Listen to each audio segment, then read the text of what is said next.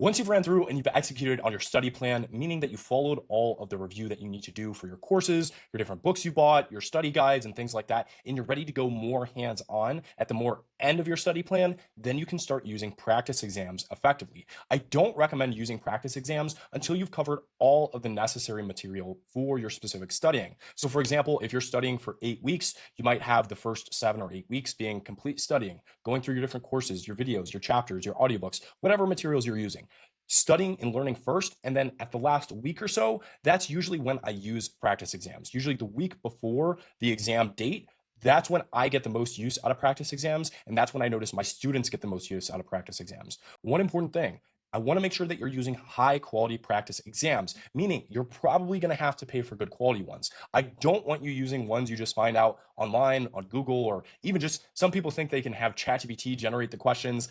Those won't fly because those aren't made by people who are actually reviewing the exam content and material. So the reason why you want to make sure you buy high quality practice exams is because you're already paying a ton of money to take the real exam. You're already spending your time, spending your money studying. I don't want you to fail just because you got low quality practice exams that make the exam seem way different or way easier than what the exam actually looks like. If you buy exams from us, from Teach Me It, we structure every single practice exam that we make exactly as you'll see the real exam. Now, obviously, can we have the same questions? No, there's no way that we can predict what exact questions you'll see on the exam. But what we can do is we structure every single practice exam we make with the highest quality instruction, the highest quality practice questions that can be made, and we structure each exam exactly how you'll take your real exam. So for example, with the PMP exam, that's a 230-minute exam with 185 questions, meaning that's exactly how our practice exams look like. They look like the exact same exam from a perspective of an exam taking scenario or an exam taking setting. So we recommend our students sit down, they follow our exam. Our exam automatically times them, automatically scores them based on real passing scores, and it replicates the exam testing environment. So that's just one thing I wanted to clarify. If you don't already understand the use of real, legit practice exams, make sure you get your practice exams somewhere that has them legit and made by professionals. So how do we actually use practice exams effectively once we have them? First, make sure that you compare your score to real passing requirements when you finish your exam. So when all is said and done and your exam is finished, make sure that you're comparing your score to the real passing exam requirement. So for example, if your score is 85% on your practice exam, look at the passing requirement for your real exam. So for example, the PMP, I believe, is about 70 to 80%, around that passing range. So if I got an 85% on 3 practice exams, for the most part, I would be pretty good. Additionally, taking 2 to 3 full-length mock exams and not just one is important. Again, 2 or 3 full-length practice for mock exams is always going to be one practice exam. The reason why is because sometimes you can get a fluke. Sometimes you can answer almost every question fabulously on one exam, and then on other multiple exams, you completely flop due to topic areas changing. That's another more advanced thing with practice exams, and why you want to take multiple ones is because it's going to balance out the questions more than if you just take one.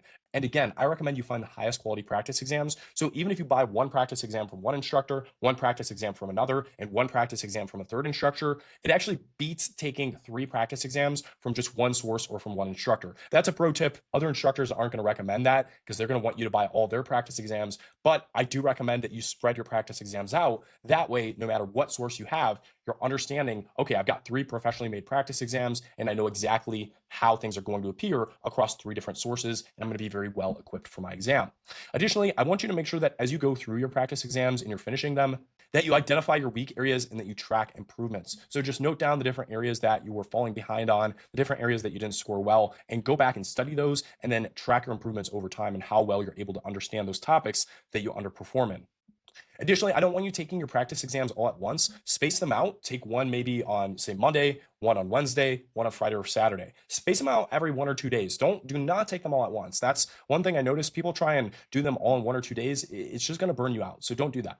Additionally, avoid any sort of false confidence traps. Those are usually low quality practice exams that have these different types of traps where the exams aren't really realistic. The practice exams aren't realistic compared to the real exam. A few other tips that I have for you is as you're going through your practice exams, Make sure that you're in a high quality testing environment, whether that's at your home or a quiet place or your office, and you're not going to be bothered. Treat it like the real exam. So actually treat your practice exam the same exact way as if you were going to be taking your real exam. That's a huge point.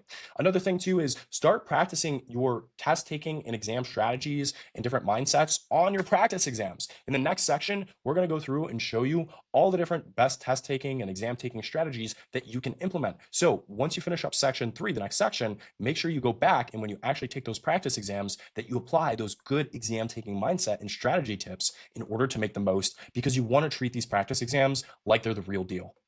Finally, this tip here I have for you is to use practice exams both to test yourself and prepare yourself, but also to find out what weak areas that you have to study from. I kind of covered this here earlier under identifying weak areas, but make sure that you actually use them, not just to see a passing score, but also see where you're weak at and where you need to improve. So those are my main tips for using practice exams effectively.